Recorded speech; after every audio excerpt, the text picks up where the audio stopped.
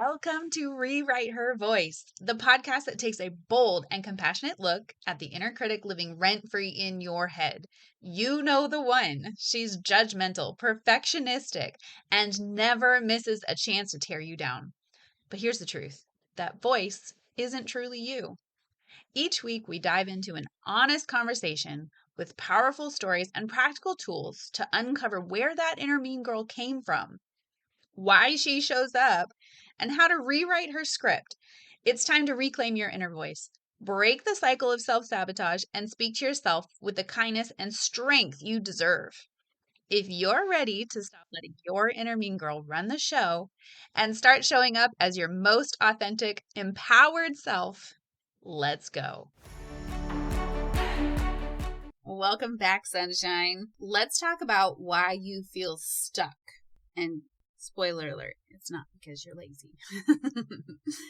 Patterns, fear of judgment, comfort and familiarity, identity ceilings. Yeah, we're diving in today. We're going to talk about all those things. So there's this assumption that if we're stuck, it means we're lazy, or there is something fundamentally wrong with us or our brains, right? That if we're more disciplined, more motivated, more confident, more healed, we'd finally do the thing, or we'd finally get it right.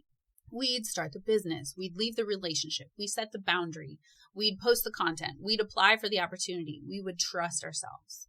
But what if being stuck isn't a character flaw?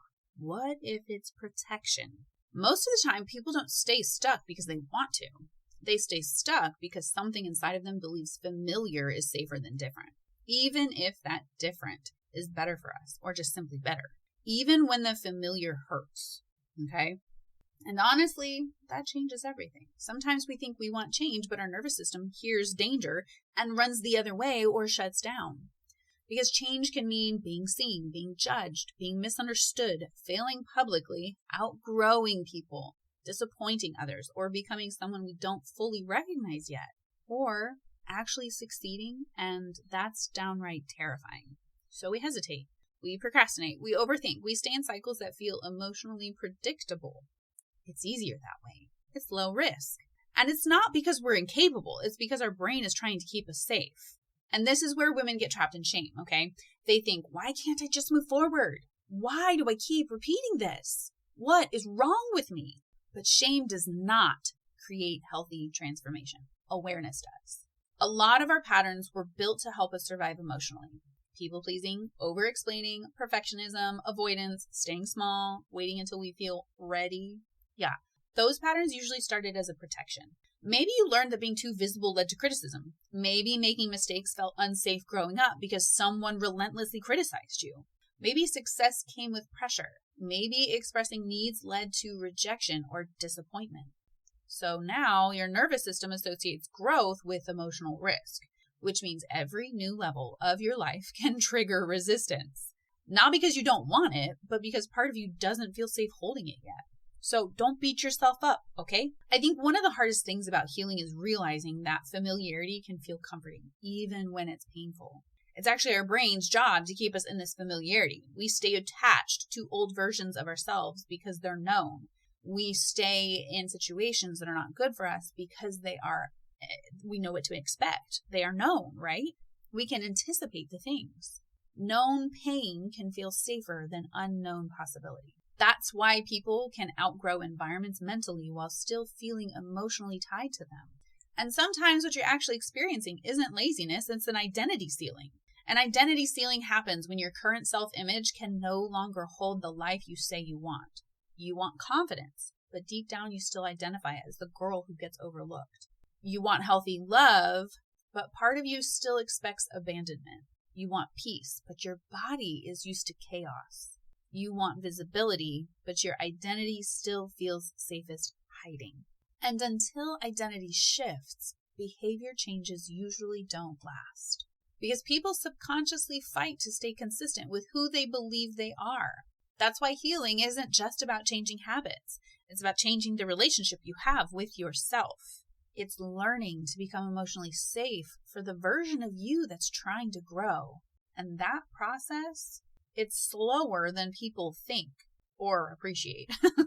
It's not because you're failing, okay? It's because your nervous system needs repetition. safety, and compassion while building new patterns. This is also why self-talk that sucks keeps people stuck longer. You cannot shame yourself into sustainable healing. You might force yourself temporarily, but eventually your body is going to push back. Real growth usually sounds less like, why am I like this? And more like, what is this pattern trying to protect me from? That question creates curiosity instead of punishment. It's one of my favorites. It genuinely is. What is this pattern trying to do for me? It's one of my favorites because it works. It creates that curiosity, and curiosity creates space for change.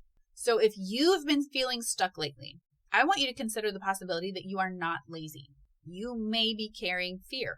You may be carrying survival patterns. You may be carrying an outdated identity that no longer fits who you're becoming. And maybe, just maybe, your next step isn't forcing yourself harder. It's not pushing through it. Maybe it's learning how to create enough internal safety to finally move differently, softly, honestly, gradually. Because healing isn't about becoming a completely different person overnight. It's about teaching yourself that growth is safe enough to stay. So if this episode resonated with you, I'd love to stay connected with you beyond this podcast. You can join my email list for deeper reflections, some healing conversations, and resources. You know, I love those tools designed to help you rebuild self-trust and emotional safety from inside out.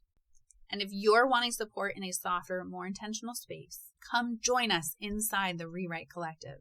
Everything is linked in the show notes. Remember, you are worthy, you are loved, and you are always, always, always enough. Until the next time. Love, Rach. Hey, my sweet friend. Thank you so much for spending time with me today on Rewrite Her Voice. If you loved today's episode, will you hit that subscribe button for me? And be sure to share it with a friend. If you're ready to quiet your inner mean girl and step into your own authentic voice, I would love for you to join me inside our Cultivating membership.